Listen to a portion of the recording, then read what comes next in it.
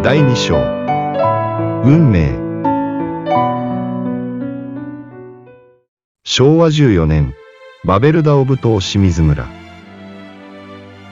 隆が生まれて15年後の秋、久美はこの地に生を受けた。バベルダオブ島はパラオ諸島に属し、1919年のベルサイユ条約によって、日本の委任統治領となった。これによりパラオ諸島、コロル島に南洋町が設置され、官民一体となって、農業、水産業、工業などの発展を図ることとなる。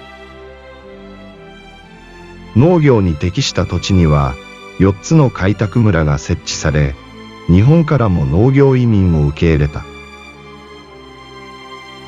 1933年、久美の父和夫も、清水村第1回目の入植で、親兄弟を引き連れ、農業移民として、初めてこの地に足を踏み入れたのである。開拓村移住者にはそれぞれ5町部、約5ヘクタールの土地が与えられた。紙切れ1枚の情報で一大決心をして日本の地を離れたものの、手つかずで荒れたジャングルの木を一本一本切り崩し、自ら開墾しなければならない。和夫の脳裏に一抹の不安がよぎらなかったわけではない。和夫の父文夫は吹き師として名を馳せ、母大今は桟橋として自立していた。そんな両親のもと一家を担うべく長男に生まれ、子供の頃から文武両道であった和夫には、一つの野望があった。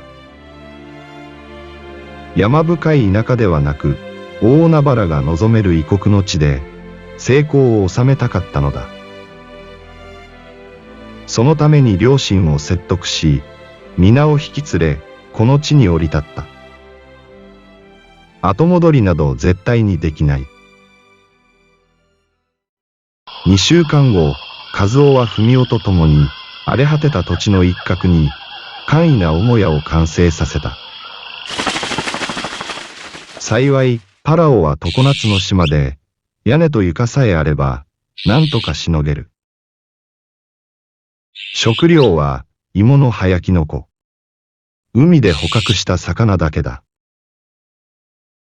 和夫は朝晩、森一つで漁に出、昼間は島の情報を得るため、町に出かけていった。とりわけ南洋町付近はいつも賑わいを見せていた。ある日和夫は町の掲示板で船舶乗組員募集の張り紙を目にする。当時の日本は満州問題を発端に国際連盟から脱退し、孤立の一途をたどっていた。国政は国益重視が謳われ、混沌とした状況である。その煽りを受け、パイナップル工場やでんぷん工場から出荷される物資の輸送は、日を追うごとに盛んになっていた。これだ。これからは船だ。船の免許を取ろう。船員募集を足がかりに、和夫は船舶の免許を取ることにした。3ヶ月後、つてを頼りに、ある船会社にたどり着いた。君は免許を取りたいと言っているけど、経験はないそうだな。奥から出てきた社長の神田が、和夫に言った。はい、全くの素人です。うちの船は、大型船だよ。そう簡単にはなれんよ。まずは何より、国家試験に合格せんとね。試験でも何でも受けます。いや、そう簡単なもんじゃないよ。まあ、これが教本だよ。分厚いだろう。どうだ、あと5冊あるぞ。まあ、一応、南洋町の白金さんの紹介なんで、無理にもできん。これ持って帰って、よう考えてからで直してくれ。1ヶ月後、和夫は再び船会社を訪れた。あ、あんたか。どうかな。やっぱりやめるか。いいえ、受けます。一応、全部目を通しました。え、これもう全部読んだって。まあそれでも読んだだけじゃ無理だ。試験に受からないと始まらんからね。もうちょっとお借りできるのであれば、受かってみせます。ほう、それはいいけど、一度で受かった者は、まだうちにはおらんよ。